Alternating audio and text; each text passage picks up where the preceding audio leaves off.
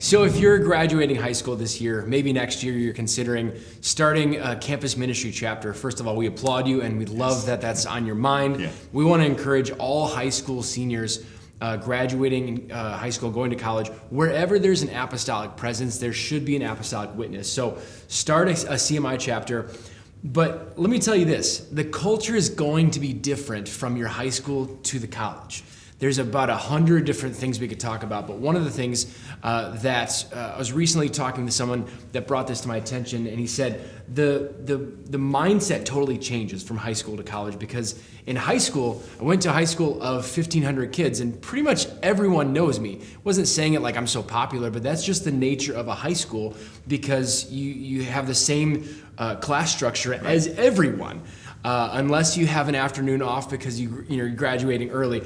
That structure is exactly the same for everyone. And then you go to a college of 10,000. No one knows you.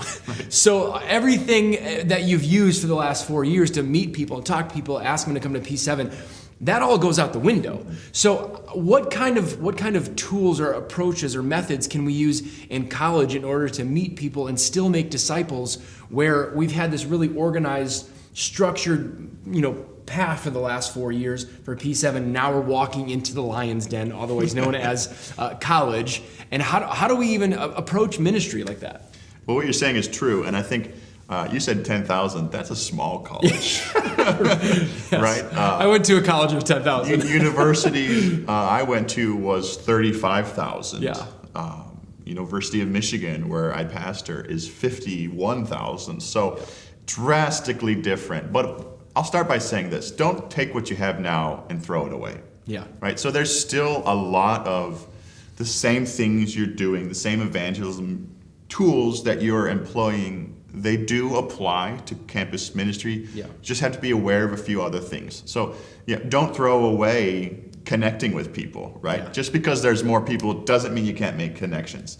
Doesn't mean you can't make friends with your classmates and the people that you interact with, because you will interact with people throughout college. It's not total isolation. Yes. Right. So take that, but also understand that there are unique challenges and opportunities with being surrounded by strangers all the time. Yeah. So I was just telling somebody the other day that I think there's sort of 3 tiers to what evangelism looks like on a college campus. Number 1, it's still similar to P7.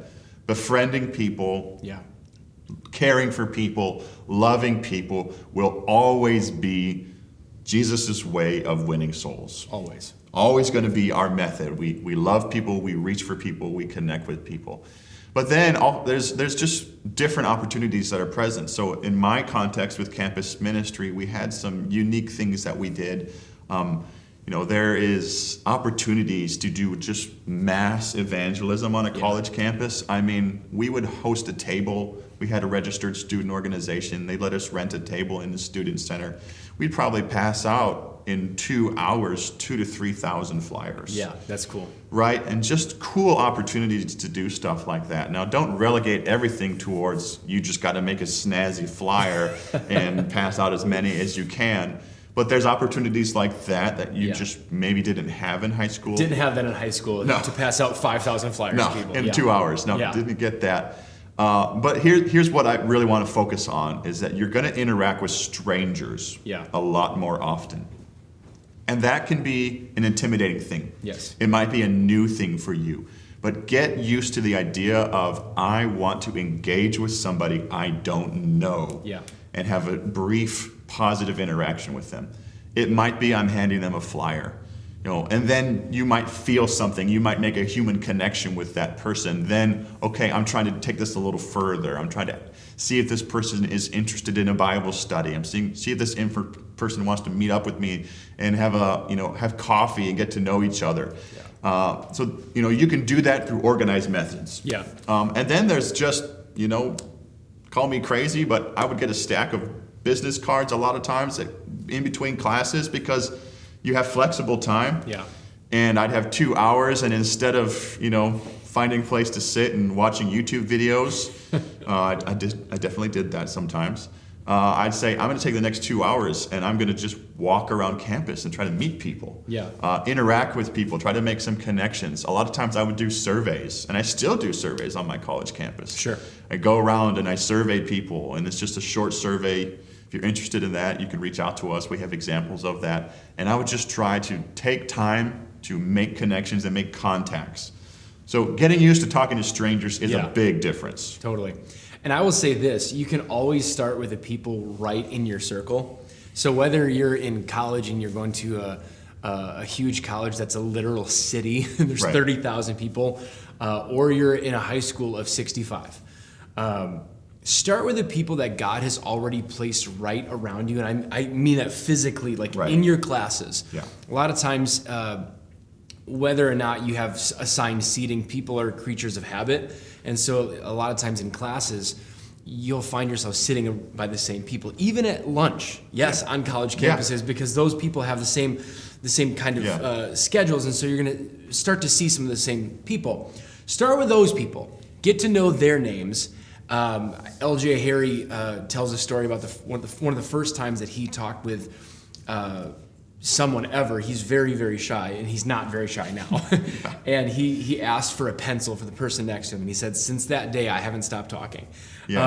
But start with the people right around you in the classes. Get to know them, because if you know them, and all of a sudden there's a relationship established, you can be sensitive to what Brother Gleason calls cue cards, where if someone says, "Hey, my family is going through a tough time right now," or "My parents are going through a divorce," or "My aunt has cancer," that's a cue card for those people sitting right next to you, and you can say, "I'm so sorry to hear that. How can I pray for you?" Yeah, and I think there's there's layers to it, right? So the reality is you might get into class in college that is the size of your entire graduating class in high school.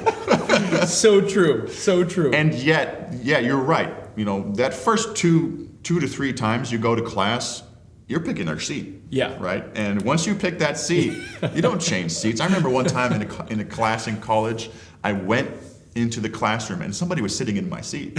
And I thought to myself, who's this joker think he is?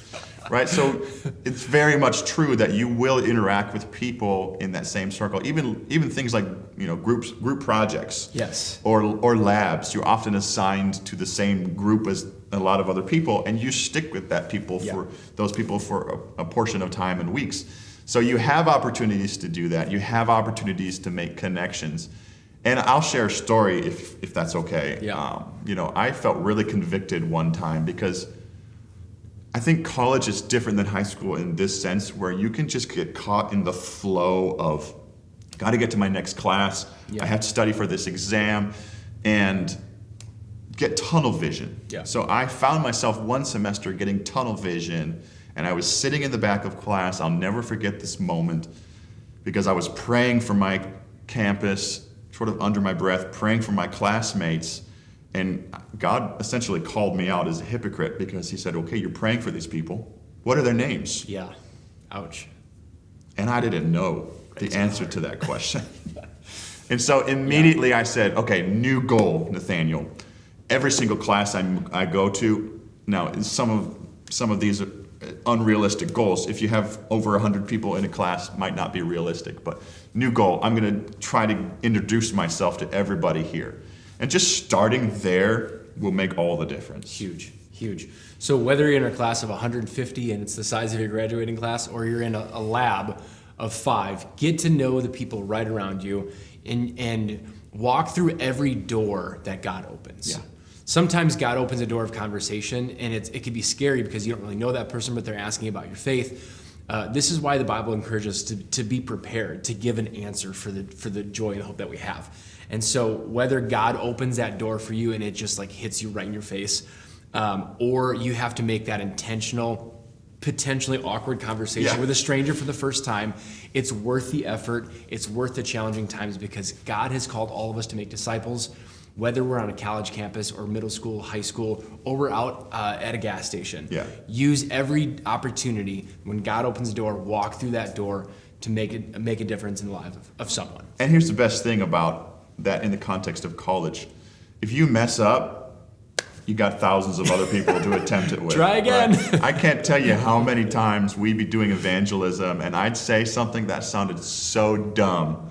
But you know what I learned how to do? I learned how to hone my craft of talking to a stranger. Yes. Mostly through putting my foot in my mouth. So you'll learn what does work by learning what doesn't work. And if you have that sort of mindset, you become a student of reaching people. You don't take your mistakes personally, and you just work at the craft of being a soul winner. There's no better place to do that than a college campus. Love it.